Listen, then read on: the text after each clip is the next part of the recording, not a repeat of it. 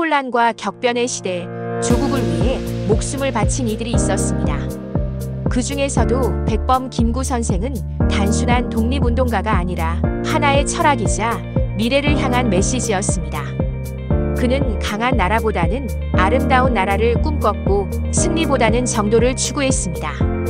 오늘날에도 여전히 유효한 그 말과 사상은 우리에게 무엇을 전하고 있을까요?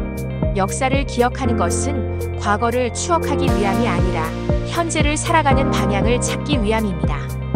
백범 김구 선생의 명언과 철학을 통해 우리가 나아갈 길을 함께 고민해 봅니다. 구독, 좋아요 부탁드리며 지금부터 좋은 말 명언 타임 시작합니다. 명언 1.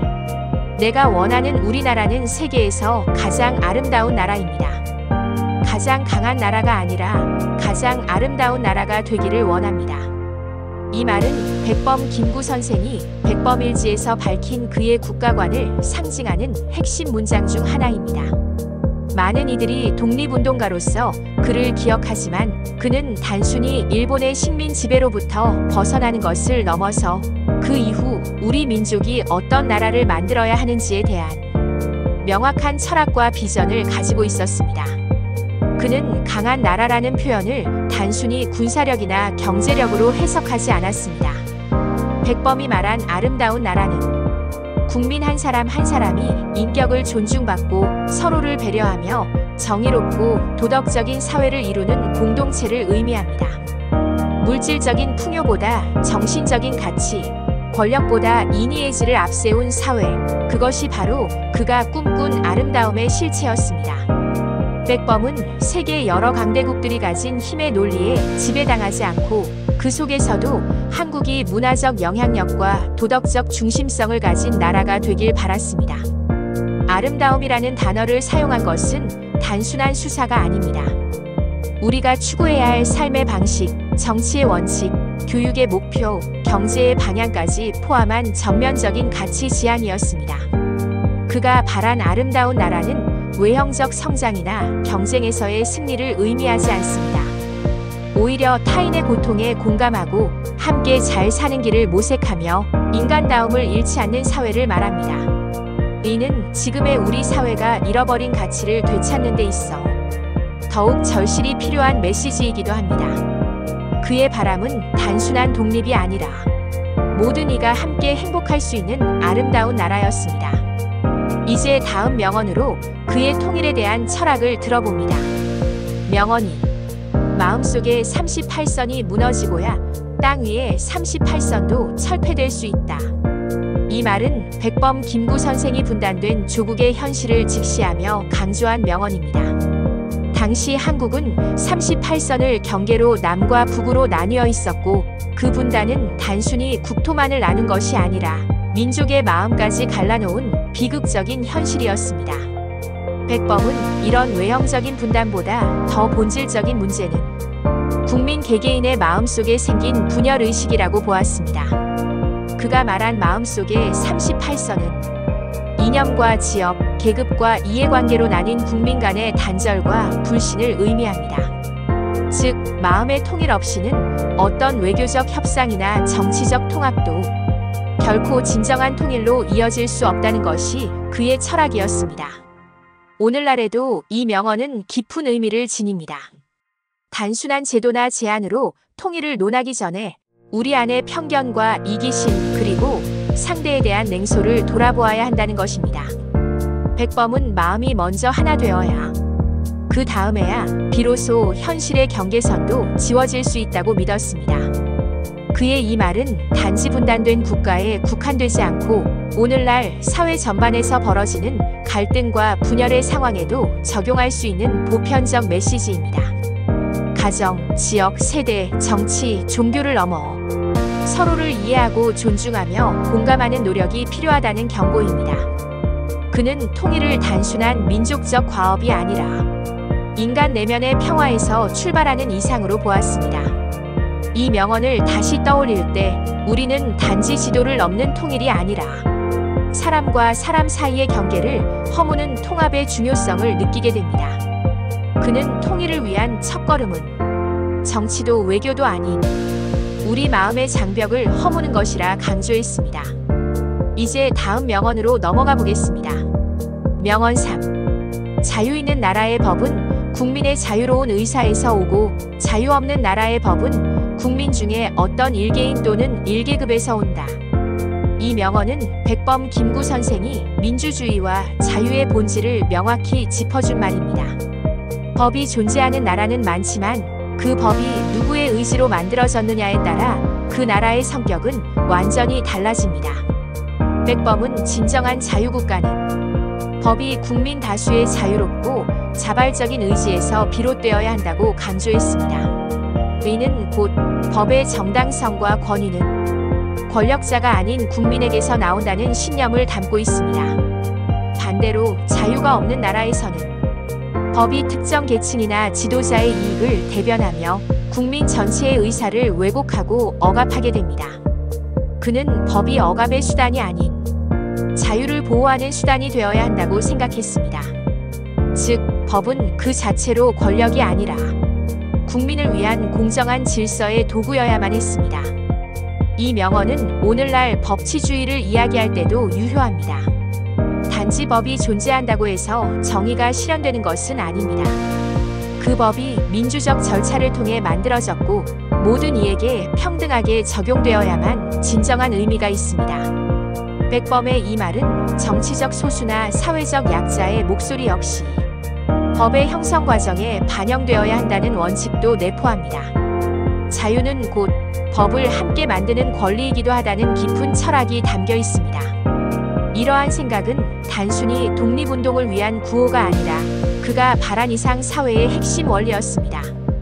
그는 법의 주인이 국민임을 잊지 말아야 한다고 우리에게 말하고 있는 것입니다.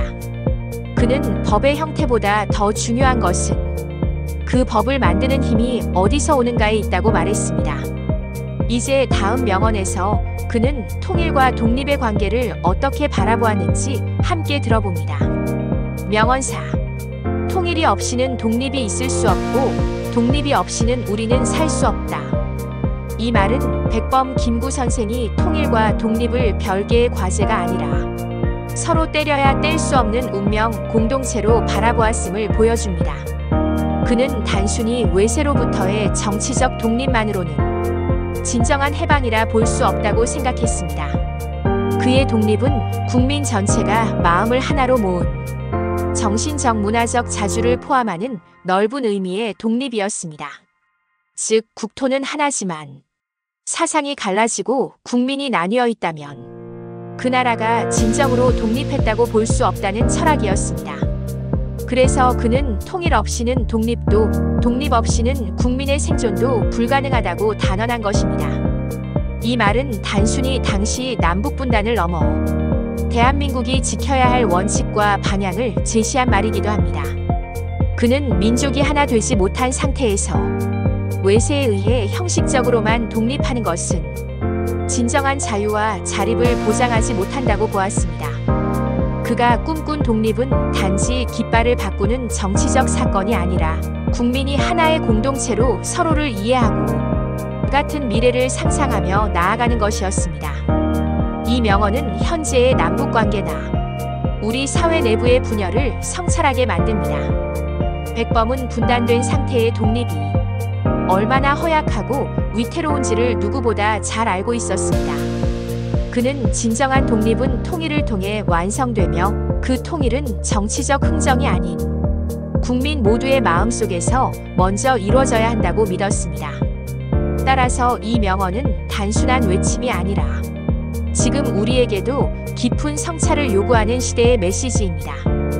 그에게 독립이란 깃발만 바꾸는 일이 아니었습니다.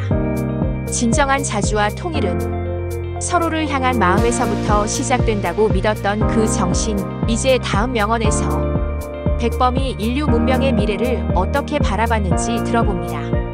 명언 5. 나는 오늘날의 인류의 문화가 불완전함을 안다. 그러므로 인류 세계에는 새로운 생활 원리의 발견과 실천이 필요하게 되었다. 이 말은 백범 김구 선생이 단순히 한국 사회나 민족 문제를 넘어 전 인류 문명의 방향까지 고민했음을 보여주는 대목입니다. 그는 당대 세계 질서와 문명의 발전이 기술의 진보에 비해 인간성이나 도덕성에서 뒤처졌다고 보았습니다. 즉, 눈부신 과학 발전 속에서도 전쟁과 식민지배, 인종차별과 빈곤은 여전히 인류를 고통스럽게 하고 있었던 겁니다. 그는 이런 세계의 흐름을 불안정하고 위험한 구조로 인식했습니다. 그래서 백범은 인류 전체가 기존의 방식과 원칙을 넘어서 새로운 윤리, 새로운 가치, 새로운 인간 중심의 생활 원리를 찾아야 한다고 주장했습니다. 여기서 말한 생활 원리는 단지 생활 방식의 변화가 아닙니다. 그것은 삶의 철학이며 사람이 어떻게 살아야 하고 사회가 어떻게 구성되어야 하며 나라가 어떤 정신을 중심에 둘 것인가에 대한 방향 제시였습니다. 백범은 힘으로 지배하는 세상이 아니라 사람이 중심이 되는 세상을 원했습니다.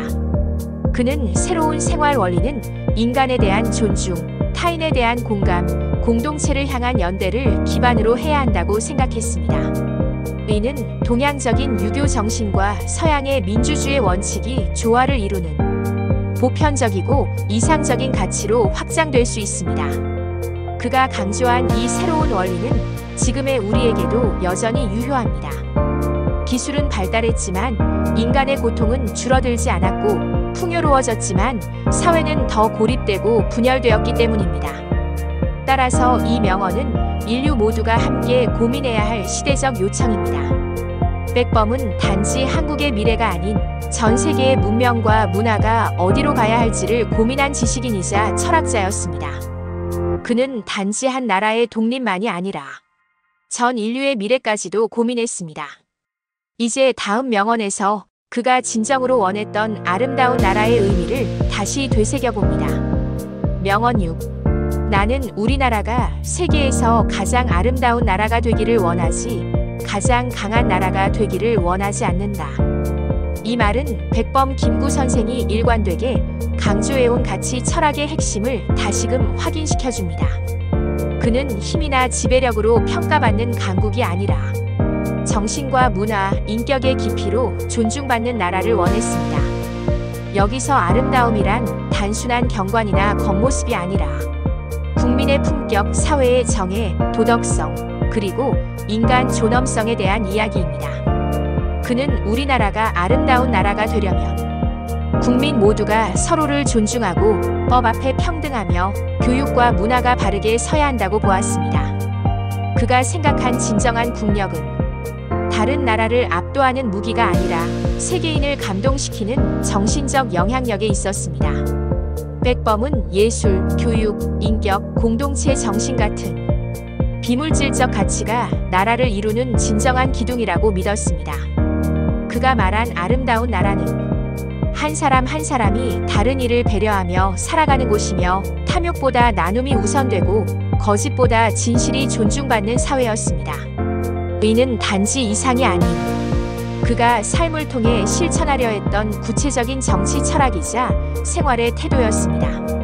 오늘날 대한민국은 경제적으로 성장하고 세계 속에서 입지를 넓혀가고 있지만 백범이 말한 아름다움의 기준은 여전히 우리가 이룩해야 할 과제로 남아 있습니다.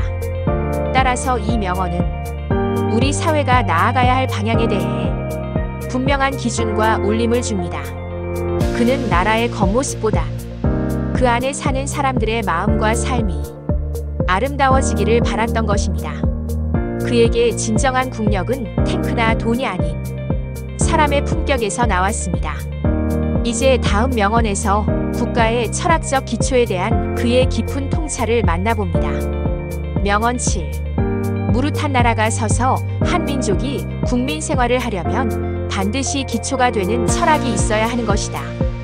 이 명언은 백범 김구 선생이 한 나라가 건국되고 유지되기 위해 단지 제도나 무력이 아닌 정신적 기반이 필수적임을 강조한 말입니다.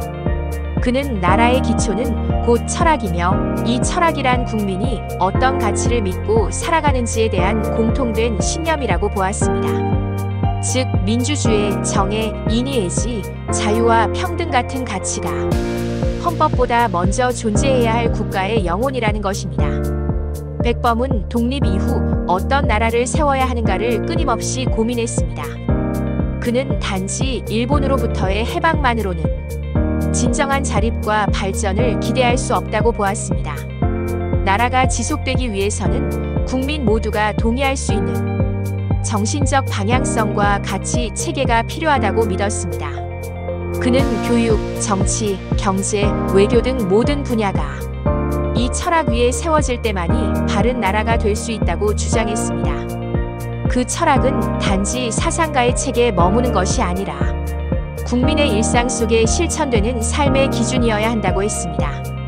이 명언은 오늘날 헌법적 가치나 사회 윤리가 형식적으로만 존재하는 데서 벗어나야 한다는 경고이기도 합니다.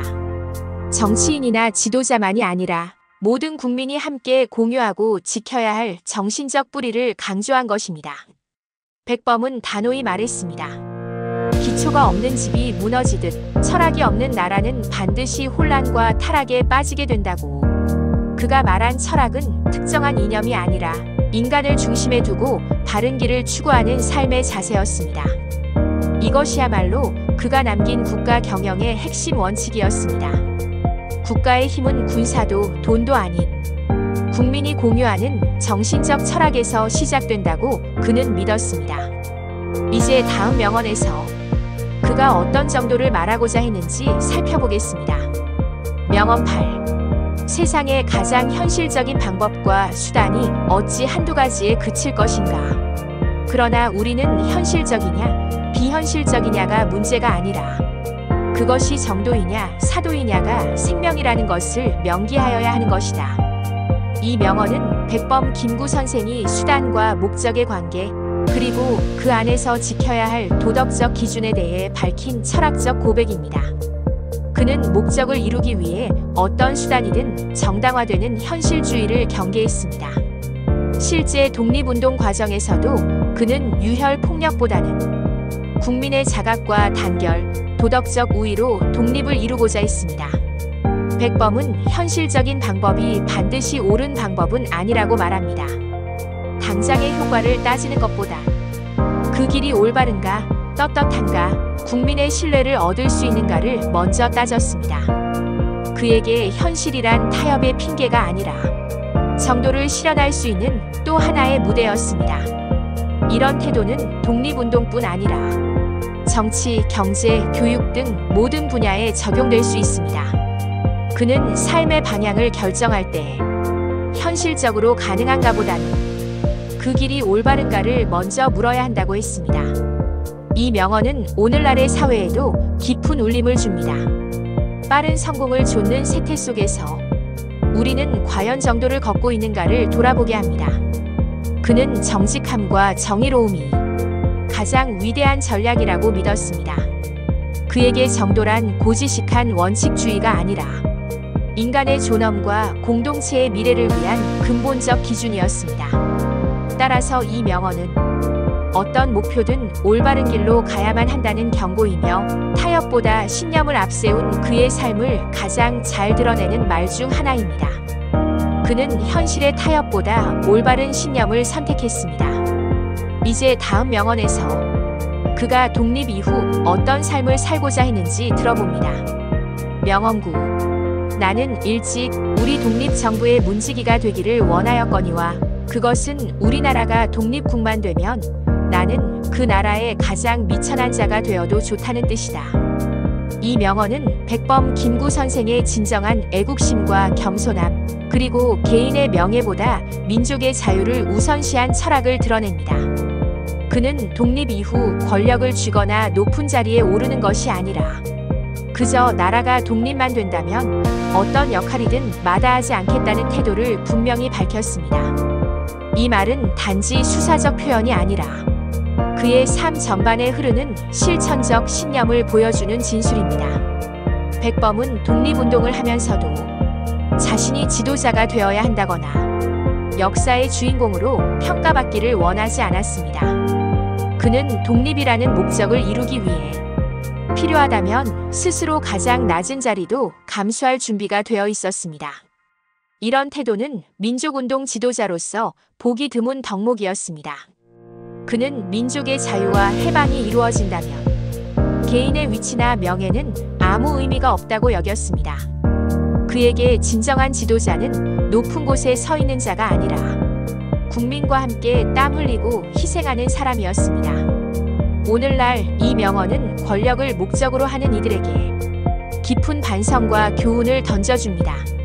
한 나라를 위한 봉사란 높은 자리에 앉는 것이 아니라 가장 낮은 자리에서 헌신하는 것임을 보여줍니다. 또한 백범은 민족의 독립을 위해 싸우는 것이 곧 인간으로서의 최소한의 도리라고 생각했습니다. 그는 자신의 삶 전체를 바쳐 나라를 되찾고 그 안에서 누구나 자유롭고 평등하게 살아갈 수 있기를 바랐습니다. 이 말은 그의 애국심이 얼마나 순수하고 진심이었는지를 상징적으로 보여줍니다. 그는 가장 낮은 자리에서도 민족을 위해 헌신하겠다는 진정한 지도자의 모습을 보여줬습니다. 이제 마지막 명언에서 그가 자주 독립을 얼마나 절실히 원했는지를 확인해 봅니다. 명언 10. 외국의 간섭이 없고 분열 없는 자주 독립을 쟁취하는 것은 민족의 지상명령이니 이 지상명령에 순종할 따름입니다. 이 명언은 백범 김구 선생이 생각한 민족의 절대 과제, 즉 지상명령이 무엇인지를 단호하게 밝힌 말입니다. 그는 외세에 의한 독립이 아닌 우리 힘으로 이루는 온전한 자주 독립만이 진정한 해방이라고 보았습니다.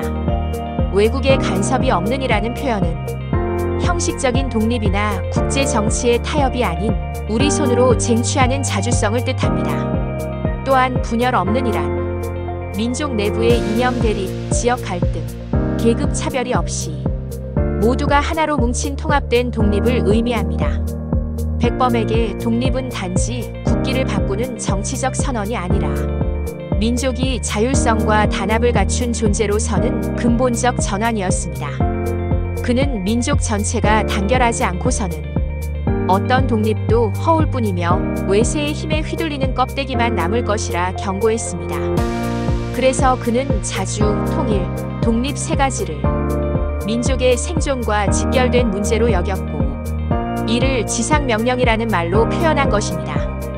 이 명언은 단지 당시의 시대 정신이 아니라 오늘날 대한민국이 지향해야 할 가장 근본적인 가치로 남아 있습니다. 경제, 외교, 정치 어느 분야든 우리가 스스로 판단하고 결정하며 그 결과에 책임질 수 있어야 진정한 독립국가로 설 수 있습니다. 그는 민족의 자유와 존엄은 외부가 아닌 우리 내부의 단합과 자각에서 온다고 확신했습니다. 따라서 이 명언은 지금도 여전히 우리가 무엇을 위해 살아가야 하며 어떤 정신을 지켜야 하는지를 일깨워주는 근본적인 질문이자 선언입니다. 그는 독립을 단지 정치적 조건이 아니라 우리 스스로가 세우고 지켜야 할 민족의 사명이라 믿었습니다. 백범 김구 선생의 말은 시대를 넘어 지금 우리에게도 깊은 울림을 전합니다. 백범 김구 선생의 말은 단순한 과거의 기록이 아닙니다. 그의 철학은 오늘날 우리가 직면한 분열과 불신의 시대에도 여전히 유효합니다. 그는 강한 나라보다 아름다운 나라를 원했고 지배보다 존중, 경쟁보다 협력, 현실보다 정도를 선택했습니다. 그의 말은 민주주의의 본질, 인간 존엄의 가치를 일깨워줍니다. 우리는 지금 어떤 철학을 중심에 두고 살아가고 있을까요? 경제적 성장과 기술의 발전만으로는 나라의 품격을 말할 수 없습니다. 정직과 공감, 도덕성과 정의를 지켜나갈 때 비로소 우리가 꿈꾸는 아름다운 나라에 가까워질 수 있습니다. 백범의 정신은 우리가 선택할 수 있는 가장 정직한 미래의 나침반입니다. 지금 이 순간 우리 모두의 마음속에 그 정신을 다시 세워야 할 때입니다. 시청해주셔서 감사합니다. 백범 김구 선생의 철학이 우리 삶 속에 살아 숨쉬길 바랍니다. 구독과 좋아요는 콘텐츠 제작에 큰 힘이 됩니다. 좋은 말, 명언 타임이었습니다.